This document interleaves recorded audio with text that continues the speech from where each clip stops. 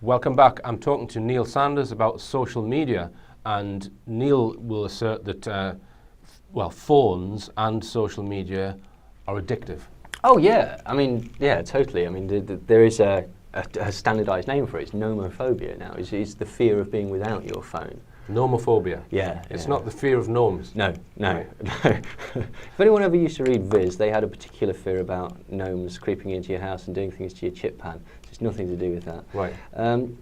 But yeah, essentially, people fall in love with their phones. Now, why this is slightly more complicated. It could be to do with the sort of the perceived societal impact of it. Do you know what I mean? Like, I'm living the dream, I've got my iPhone or whatever. The gist of it is this. It sounds very, very strange.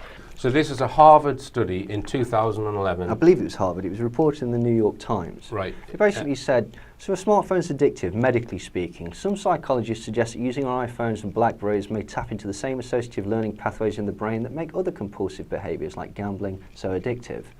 And basically, during this experiment, in each instance, the results showed activation of both the audio and visual cortices of the subject's brains. In other words, when they were exposed to the video, which is of an iPhone, our subjects' brains didn't just see the vibrating iPhone, they heard it too. And when they were exposed to the audio, they also saw it in their mind's eyes. And this powerful cross-sensory phenomenon is known as synesthesia, which is, smelling, colours, that sort of thing. But most strikingly of all was the flurry of activation in the insular cortex of the brain, which is associated with feelings of love and compassion. The subjects' brains responded to the sound of their phones as they would respond to the presence or proximity of a girlfriend, boyfriend, or family member. In short, the subjects didn't demonstrate the classic brain-based signs of addiction. Instead, they actually had fallen in love with their iPhones. Right, so it's not so much akin to addiction to your phone, it's more akin to being in love with your phone. There's different. There is the addiction to both social media and to your actual phone, just being close to your phone, but also because of the sort of powerful advertising presence of iPhone and the image that is associated with that lifestyle. It really sort of hammers it home. Smartphones basically. Two things, right? So just for those who don't know, Neil, what's the difference between a normal telephone and a smartphone? Go on the internet on it, as far as I know. I don't. It will do Facebook. Yeah, as far as I know. And basically, this is an interesting thing, right? These are all stress-saving devices, right? Okay, to make your life easier, your smartphone, your laptop, and stuff like that. Ostensibly. Yeah, laptop. That's amazing. It means basically my life will be easier. No, it means you can work on the train as well now. Mm-hmm. Smartphones increase stress in users. Do you ever see people doing that? Oh, I thought my phone was ringing. Well, that's an indication that you're addicted to it because your brain is searching out that dopamine response that you get when you get someone's on my phone to me, that's wonderful. To me, doing this, being constantly on your smartphone, it's not massively dissimilar from pulling the duvet over your head to hide from monsters. And it's probably about as effective. It doesn't cancel out the real world, it just blinkers you to it. And what about reduction in social skills? Because you've singled out teens. Well, recently. Is that fair to do that, do you think? Yes. So reduction in social skills and social interaction and personal development. Well, so you think they're all being negatively affected by social media and smartphones? I've read studies that basically say that yes, this is the effect. Basically, because it's easier to talk to somebody online and stuff like that. It's easier to talk to somebody over the phone because of the separation, because of all this. Right. Social media makes you less social by definition. If you've got time to be on Facebook, you're not out doing stuff, are you? Which is really, really, really strange. But you get 2 points. You get people exhibiting what's called drug-seeking behaviour, looking after the phone, which is basically, I don't know the answer to that. So I'll Google it. I'll just check on my phone, all right? So don't check on your phone. Don't show me your photos. Just have a conversation. Do you remember what life was like before we had mobile phones, right? Tell me what smiling depression is. Well, this is the other problem, is that basically people tend to, obviously it promotes narcissism, but it also promotes loneliness, because basically the whole point is impressing another group of people that aren't actually there. So you're getting your reassurance. You're getting a thing where when interviewed, particularly teenage girls find that they feel more attractive online because their photo, they can tweak it or whatever. You spend 2 hours making sure they get the thing. And it's the reassurance that people liking their photo where they actually get their self-worth from. So basically, the studies are showing that they feel prettier, they feel more popular, more interesting, because this is being dictated of an image of themselves on Facebook. So it's not how you're feeling in yourself, it's how is she seeming to feel in her selfie. At the very least, you're lying by omission. Smiling depression. So this is people are trying to show that their life is perfect and wonderful on social media. And you're living up to an unachievable ideal. And the other thing is that basically, I mean, this is where it gets into it, okay? People lie on Facebook. People lie. People lie on Instagram. They lie on Twitter to make themselves look better. What's strange is that basically you look at this and you get this other thing where people are looking at Facebook and it makes them feel depressed because everyone else's life is so much more spectacular than theirs. Everyone is so much more interesting.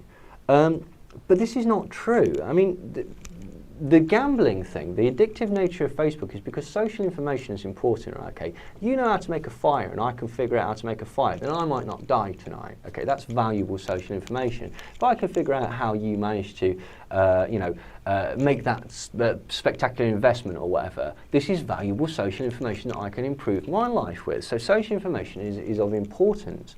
So what you're doing with Facebook is you're essentially gambling with social information. You're either picking things up or you're putting things out to try and get appraised by other people. So gambling with social information. Yeah, you put a so post. Facebook is a bit like your roulette table. Yeah. And the chips are social information that you're putting out or getting back. Yeah, so you make a gamble like something like I'm a big fan of the Kardashians. Bang, bang, bang, bang, bang. All right, let's just see how the chips roll. Now, what's going to happen with that is that basically you're going to get some sort of response. You get likes and stuff like that. That's brilliant. You get this dopamine response, serotonin response in your brain. It makes So you feel great. slow down a bit, Neil. A dopamine response when you get a like. Yeah. It's because not everyone will have used social media who's watching this program, Neil. There's a thumb thing, and everyone has a profile on Facebook, and whenever you give any information out to your group, other people can like that, and then you then get that fed back. Yeah. Yeah, basically. So that gives a dopamine release when you're going to like. Which can become addictive, and also it can become crushing when you don't get that response. So what might you do? Well, you might notice that type of joke, that type of post gets more likes than others. These, and I've lost a load of friends. I'm not going to post those type, I'm going to post this type. Mm-hmm. So what would you do? You might start to cater your output so that you're more popular on Facebook. Mm. Sooner or later, you're going to realise that your Facebook profile is more popular than you. Mm. Because it's the edited highlights. You've certainly got more friends than you. So what might a sensible reaction to do if you want to be more popular in real life? Mm. Alter yourself so that you're more like your Facebook profile. The first time I noticed that, Neil, was a website called Friends Reunited, which goes back further than the social media sites. It's probably one of the first ones, I guess. This was specifically for people who wanted to keep in touch from their school or college days. Mm-hmm. And I remember going on it was my school class, and I felt really inferior to everyone who was in my class because they were all managing directors, chief sales executives. They'd flown all around the world, been to the moon, you name it, right? Mm-hmm. Yeah, well, I mean, so I put on there that I was deceased. I got so sick of it. Well, I mean, but this is the point. Even that, I guess I'm trying to sort of send a message out even by saying that, aren't I? Well, yeah, I mean, very possibly. But I mean, this is the point. People tend to lie. I mean, even if they don't. That was a lie. Yeah. Well, even if they don't, even if they don't lie, okay, you lie by omission. What do I mean by that? What I mean is that basically, I'll be kind. You're too fascinating, you're too multifaceted for you to put every minutiae of your day on there. So what you're going to do, you put the edited highlights. By lying like that, even if you're making very, very subtle lies, your subconscious knows you're lying. What does that do? It breeds depression. So you've got this feedback loop of narcissism and depression and the need to be validated by others who are also narcissistic and depressed due to the nature of the medium, basically. Now then, Neil, we've not touched yet on whether the phenomenon of social media and Facebook is an accident or whether there's some guiding finger sort of manipulating people into these kinds of behaviours. So just tell us about Kubark and the Kubark document. Is that did we come on to that now? Yeah, well, yeah. I mean, the Kubark document was based on the experimentation of Ewan Cameron and William Sargent, and these were the people that were basically wiping people's minds with LSD and electroshock to be allowing repatterning, or basically putting in a new personality. So this is mind control research in the 1960s? Yeah, 50s, 60s and later, basically, in Canada and in London at St Thomas's Hospital in London, and that was William Sargent. One of the things that sort of came out of these experiments was the Kubark document. The Kubark document is a torture manual. It's still used in Guantanamo Bay and places like that. The point of it is it's the most effective way to reduce people to like a vegetative state in order to, you know, make them more malleable in interrogation, or just to basically just ruin them, like as a torture method. And the two principal things that are required for this is isolation and overstimulation. And this is why you put people in solitary confinement, but have white noise playing or have the light on, because your brain can't cope with the combination. So the isolation and the overstimulation causes your brain to snap.